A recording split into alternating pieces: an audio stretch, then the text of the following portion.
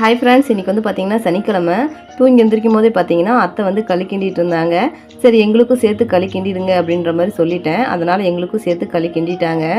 களிக்கு தொட்டுக்க வந்து பார்த்திங்கன்னா கொள்ளு பருப்பும் அது கூட பாசாக்கீரை போட்டு கடைஞ்சிருந்தாங்க. இதை வந்து பசலையும் சொல்லுவாங்க, நம்ம காட்டுக்கீரை தான்.